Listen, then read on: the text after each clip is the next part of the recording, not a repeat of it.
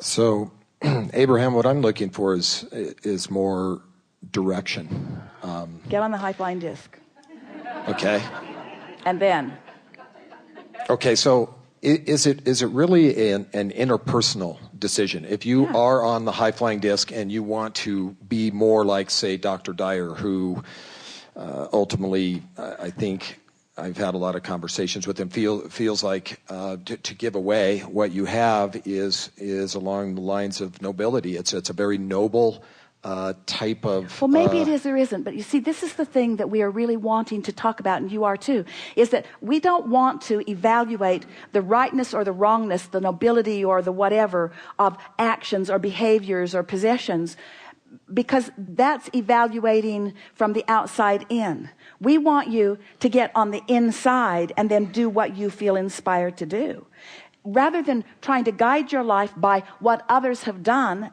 Because there's always someone who will tout, this behavior is what has brought me to this place, and therefore if you want to be in this place, then offer this behavior. And we say, there are a whole lot of people that are going to the park to have a good time who don't have a good time because they needed to be having a good time before they went to the park. You see, that really is the conversation that we're having here.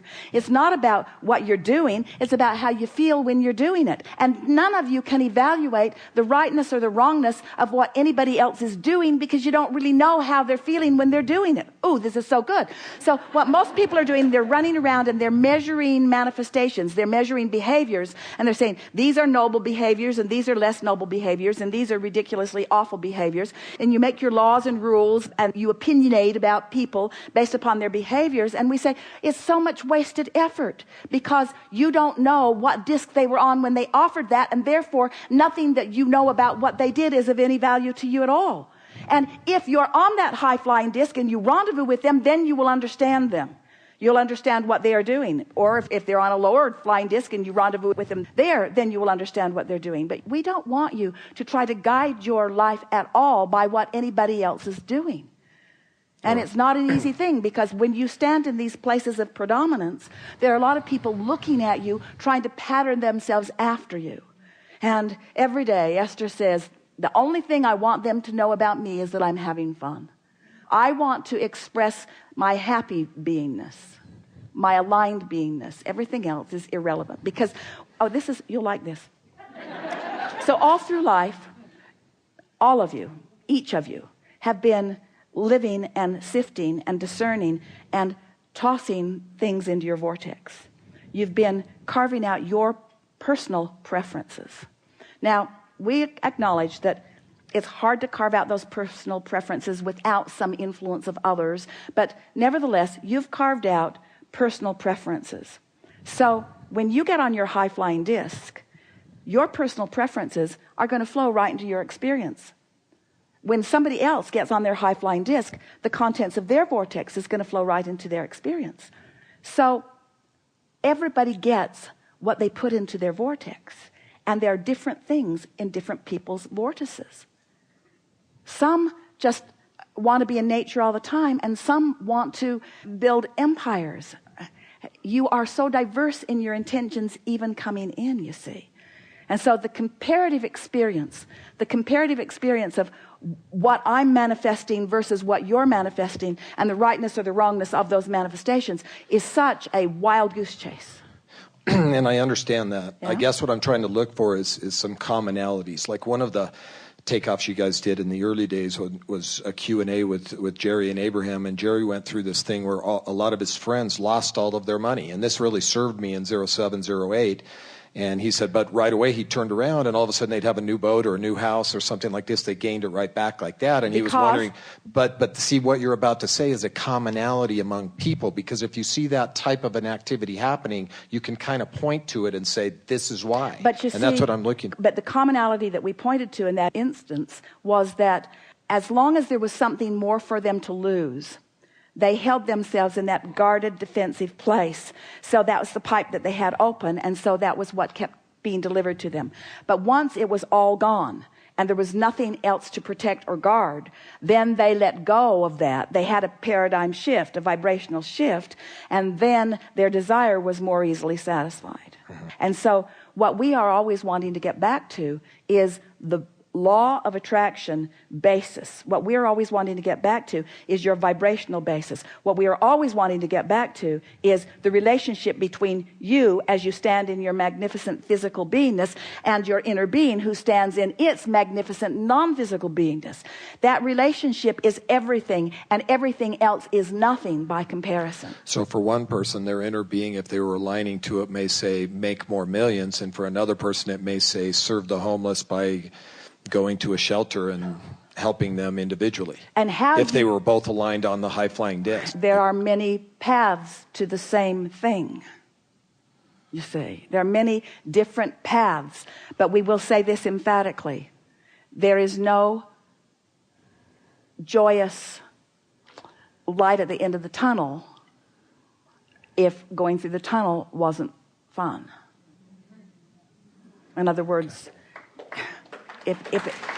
and so that tells you if you're having fun.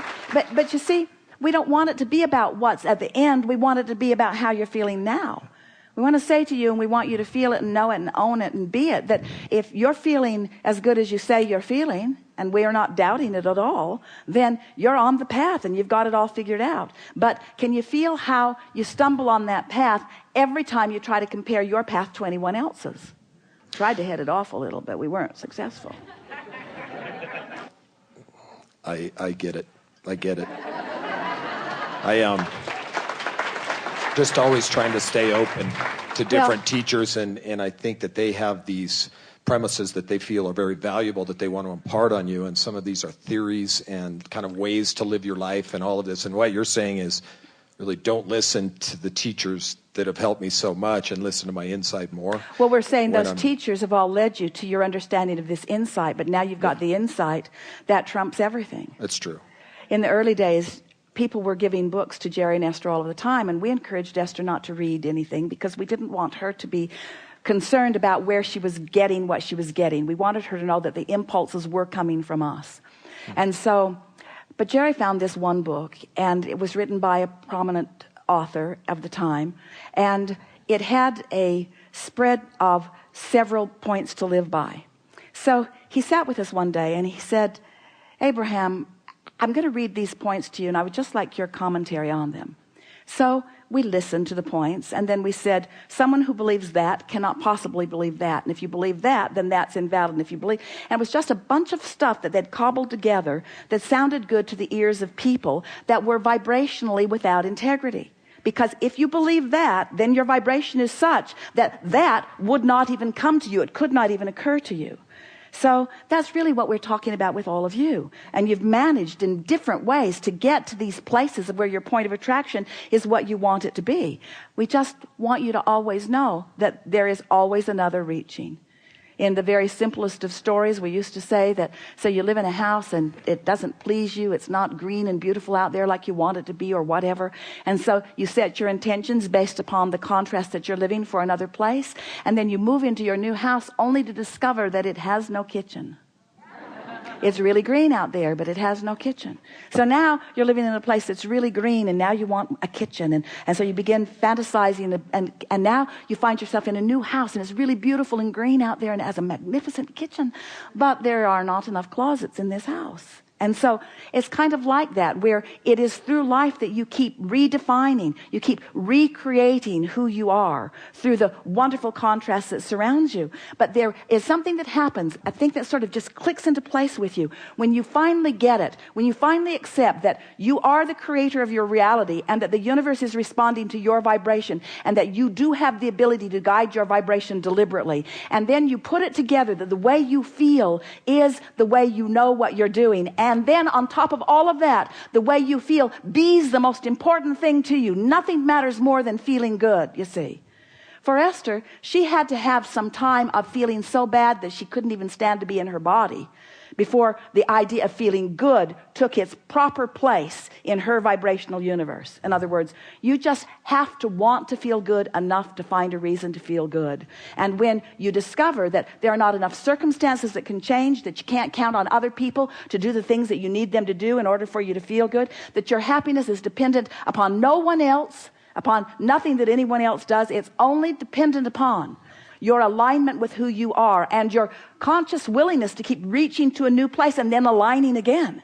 So for the likes of you and the likes of Esther and so many of you in this room, it is so exhilarating to stand in a place that by almost anybody's standards would be close to perfection and still understand that you're not done, that there's still some refinement that you want to do, and to have that delicious moment of inspiration when that new refinement occurs to you, and then recognize that there is a little vibrational variance between this new thing that is hatched within you and where you are, but you've got the confidence and the knowledge because of where you've been and how you've applied yourself to know without question that all it takes is just a little bit of focus, a little bit of refining, and then you get that orgasmic, intoxicating, visceral feeling of being able to align thought by thought by thought by thought and feel it coming into alignment, and feeling the movement of the energy in your body, and feeling the power, the invincibility of who you are, and recognizing that not only are you the creator of your own reality, you are the creator of a reality that is magnificent, and the reality that matters most is the reality, the emotional reality that you're living right now. And so then you might say something. So then you might say something that is misunderstood by others. Stuff I used to care about, I don't care about that much anymore, because that was then and this is now. And what's now for me is alignment. What's now for me is empowerment. What's now for me is mind and alignment and energy and upliftment. What's now for me is being all that I am in every moment. What's now for me is being able to go anywhere, anytime, with anyone, and maintain my alignment, to be the most momentous, dominant vibration in the room. See? And then that's living happily ever after, because there's always another room, there's always another bunch of people to play with, there's always another idea, there's always another invention, there's always another billion to attract. And that's all I had. If you can remember to bring this topic up in November with Dr. Dyer Abraham, if you can remember your friend from Denver, Colorado. It will be fun. Esther has said, people say, what are you going to talk about? Esther says, I don't know and I don't want to know, because I don't want to get anything in my head. I just want to show up as an open vessel to allow a conversation between masters to take place. That's all I want. I don't want to know. And so she's not going to remember this, and neither are we. Can I tie a string around your finger? But we do want to say to you, yes, we want it not to matter to you at all what anybody else thinks about anything or what anybody else does about anything, because